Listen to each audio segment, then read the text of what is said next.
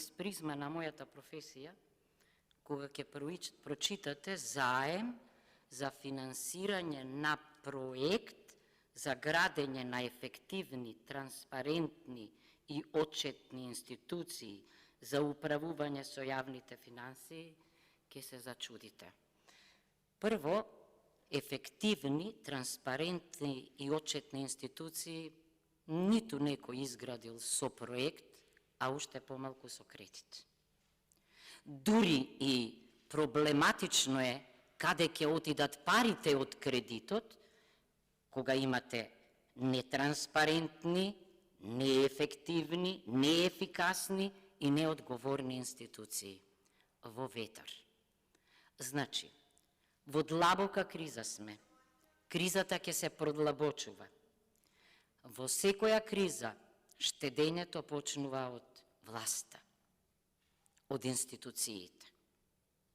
И стабилни институции, повторувам, со кредит не можете да изградите. Значи, да заклучам, извештајот што неодамна го добивме, констатира дека имаме сериозен проблем со институциите, во нив нема институционална меморија и дека она што ни е најпотребно е наместо силни личности да имаме силни институции.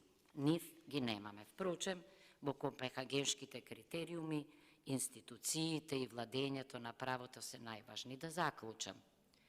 Овде, после ќе се осврнам на тоа, за трошењето на средствата, како да препознавам правен и институционален илузионизам, ама сакам уште неколку почетни напомени. Прво, кредити во криза се земаат за непредвидени трошоци, непредвидливи трошоци.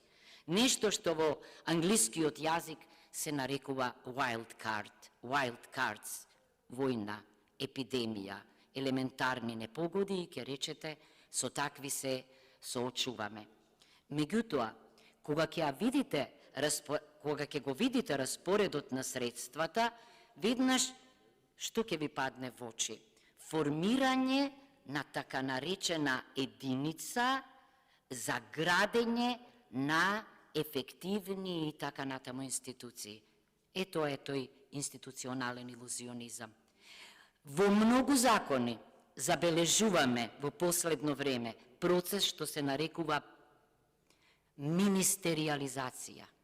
Се формираат тела внатре во министерствата, особено во Министерството за финансии. Клучниот збор во регрутирањето, именувањето на лицата што се внатре има министерот. Кога ќе ги видите критериумите од сметководство, па да не набројувам, кои се потребни за да влезете во едно такво тело, иначе одговорно тврдам дека тоа се квази тела.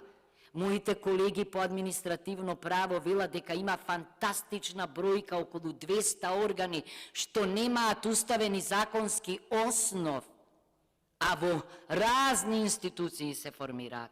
Значи, критериумите за влегување тамо воопшто не се високи, како што би требало да бидат. Министерот го има главниот збор, па погодете пред кого ќе одговараат. Понатаму, кредитот се зема за 11 години. Значи, мора да имаме во предвид дека се задолжуваме за некои идни генерации, кои меѓу останатото не само заради отсуство на владење на право и стабилни институции, туку и заради неизвестноста и днината си заминуваат. Еве да прочитам во подкрепа на она што го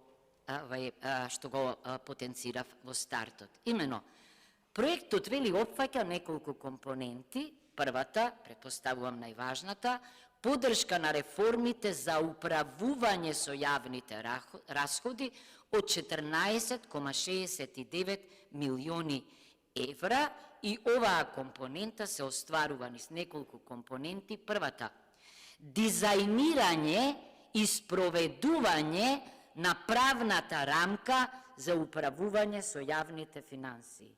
Молам, па чекајте, ако немате вие правна рамка, со кредит ли ќе дизајнирате правна рамка за управување со јавни финансии?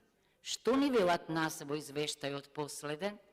Дека е крајно време да престанеме со нови закони и да ги спроведуваме оние што ги имаме. Како функционира Министерството за финансии досега во користењето на средствата, колку ли се задолживме, ако нема вистинска правна рамка за управување со јавните финансии? Нема. Затоа што јас реков дека во тие правни рамки клучниот збор го имаат индивидуи, министерот и луѓе околу него, што турка во што? Во дискреционо овластување. Другата подкомпонента, 1.3, што мене ми е важна, развивање на 1.4, институционални структури и поволно обкружување. Ама, но тие институционални структури и поволно обкружување, зашто новата, значи, повторно е тоа институционален илузионизам, не значи многу закони, не значи многу вработувања и органи, дека имаме гаранција за успешно спроведување на реформите кои што се неопходни.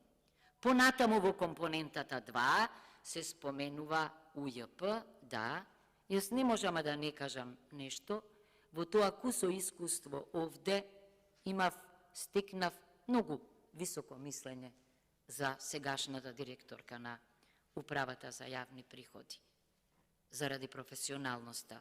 Но не можам да не кажам дека крајно невообичаено е директори на вакви институции, како УЈП, да имаат партиски функции. Тоа е непознат феномен. Подпредседателка на партијата беше. Значи, сакам да кажам, говорам начелно, она што е најважно во доброто користење, во good governance, во доброто управување, во добриот менеджмент е уставот да си го спроведуваме. Во јавниот менеджмент клучната поента е стручност и компетентност во регрутирањето. Тамо не може да има партизација и политизација. За жал, ние учествуваме во партизацијата и политизацијата секој ден овде во разните избори и именувања. И потоа имаме сериозни проблеми. Директорката на антикорупцијска комисија ќе рече дека со тие средства, со тие капацитети потнеле огромен број на иницијативи, но иницијативите, замислете, не влегле во процедура. Зошто? Заради нашиот фамозен јавно-обвинителски систем. Ги гледаме деновиве последиците од политизацијата и од партизацијата и уште ќе следи овде дополнително наградување на координаторот на она што се случуваше овие денови. Бидејќи никој нема да ме убеди дека така телефонски на хотлайн некој кој што нема CV, некој кој што нема програма, успеал да ги убеди или не знам телепатски да делува на оние кои гласаат, да гласаат за него. Мораме да ставиме крај на овие проблеми. Значи, јас затоа ќе бидам воздржана. Ќе гласам со двете раце за кредити што се насочени кон граѓаните. Ќе гласам со двете раце за кредити кои што треба да им помогнат на најзагрозените категории. Ќе гласам со двете раце за кредити што ќе се однесуваат на студентите, на образовната сфера, затоа што таа е најважната за мене, таа е најдобрата инвестиција. Тука треба да вложуваме. Меѓутоа, во ова време не е време. Многу треба да внимаваме на средствата со кои се задолжуваме заради идните генерации. Благодарам. Реплика Диме Велковски, повелете.